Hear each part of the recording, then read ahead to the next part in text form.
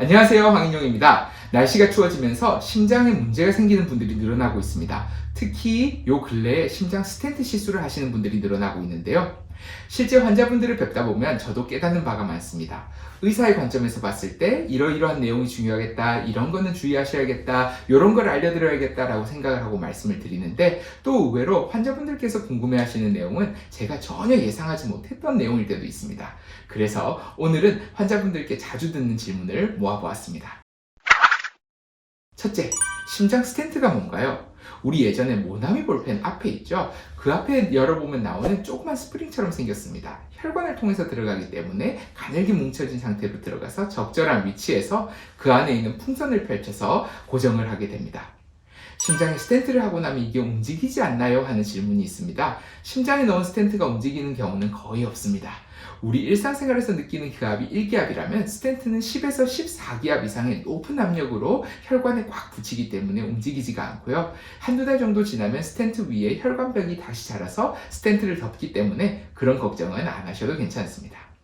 MRI 찍어도 되나요? 네, MRI 찍어도 괜찮습니다. 정확히는 쇠로 만들어진 것이 아니고 의료용 스테인리스 스틸, 즉 합금으로 만들어진 구조이기 때문에 MRI를 찍는다고 해서 심장에 넣은 스텐트가 움직이지는 않습니다. 그래서 안심하셔도 괜찮겠습니다. 녹슬지 않나요? 라는 질문도 하십니다. 이 질문 유독 많이 받는데요. 특히나 당뇨가 컨트롤이 잘 되지 않으면 녹이 슬 수도 있다라는 이야기를 어디서 듣고 오시는 분들이 생각보다 많습니다. 앞에서 말씀드렸던 것처럼 심장 스텐트는 쇠로 만든 것이 아니라 의료용 스테인리스 스틸로 만들어진 구조이기 때문에 녹이 슬지는 않습니다. 하지만 당뇨가 평소에 잘 컨트롤이 되어야 한다는 중요성은 사실입니다. 또 제가 많이 듣는 질문 중에 하나가 심장 스텐트 몇 개나 넣을 수 있나요? 라는 질문을 많이 하십니다. 정해진 개수의 제한은 없습니다. 개인적으로 제 환자 중에 가장 스텐트를 많이 넣으셨던 분은 16개까지 넣은 분이 있었는데요. 개수의 제한이 있는 것은 아니지만 심장에 넣은 스텐트의 개수가 많아지면 많아질수록 그로 인한 합병증이 생길 가능성이 더 커집니다. 심장에 스텐트를 많이 넣었다는 것은 그만큼 심장 안에 막힌 혈관의 개수가 많다는 뜻이기도 한데요. 이런 분들은 심장 혈관뿐만 아니라 몸에 있는 다른 혈관에 문제가 생겼을 가능성도 크기 때문에 특히 주의하셔야 되는 분들입니다. 스텐트 하고 나서 다시 재발하지는 않나요? 얼마나 오래 쓸 수 있나요? 라는 질문도 하십니다. 심장에 넣은 스텐트는 잘 관리한다는 전제하에 평생 큰 문제 없이 잘 쓸 수 있습니다. 사실 심장 스텐트가 처음 개발된 건 그렇게 오래되지는 않았습니다. 첫 스텐트가 개발된 건 약 1997년이었는데요. 옛날에는 심근경색 환자가 오면 2달간 무조건 누워있게 하는 걸로 치료를 했습니다.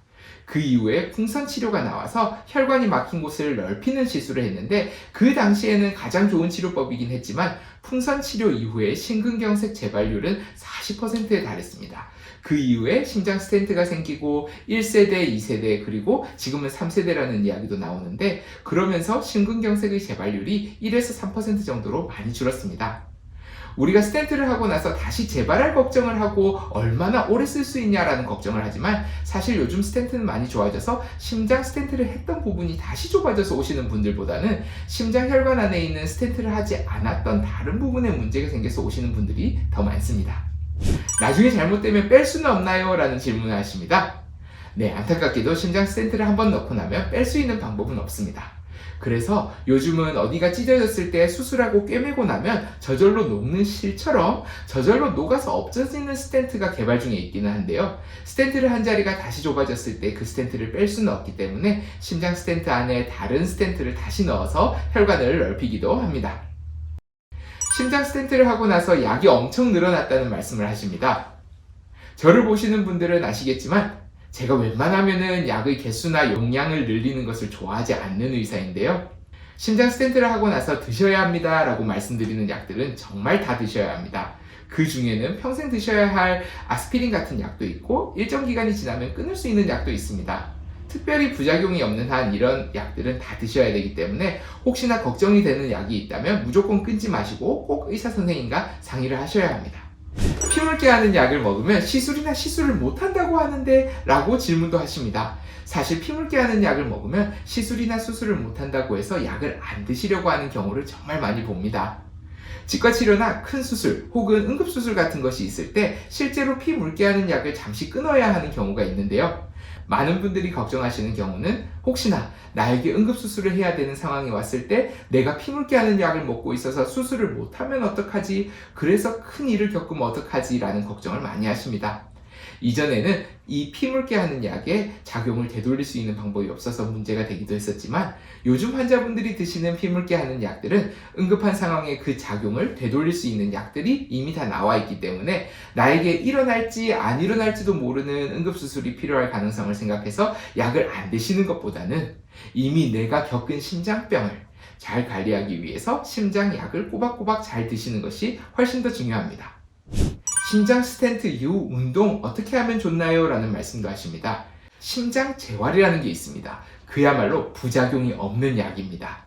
심장 스텐트 시술 후 운동 시작 시기는 각 환자분의 의학적인 상태나 회복 속도에 따라서 다를 수 있으므로 담당 의사 선생님과 상담하여 개인별로 적절한 운동 계획을 세우는 것이 중요한데요. 일반적으로 일상적인 생활은 바로 가능하고 일주일 정도 지나면 가벼운 운동부터 시작이 가능합니다. 특히 걷기, 뛰기, 자전거, 수영 등의 유산소 운동이 큰 도움이 될 수 있습니다. 최소한 10분은 운동을 하셔야 그때부터 운동 효과가 있고, 운동 효과가 있다는 것은 몸에 약간 부하가 걸린다는 뜻입니다. 그래서 몸이 약간 힘들더라도 꾸준히 정해진 계획에 따라 운동을 하는 것이 중요합니다. 여러분, 아는 만큼 건강해집니다. 지금까지 황인용이었습니다. 감사합니다. 그리고 한 가지 마지막으로 제가 말씀을 드리고 싶은 게 있어요. 저는 심장의사로서 여러 환자들을 보고 의학적인 치료를 많이 하지만 사실 심장 스텐트나 아니면 심장 가슴을 여는 바이패스 수술을 하고 나서 오신 분들을 보면은 심적으로 많이 우울해 하시는 분들을 많이 봅니다.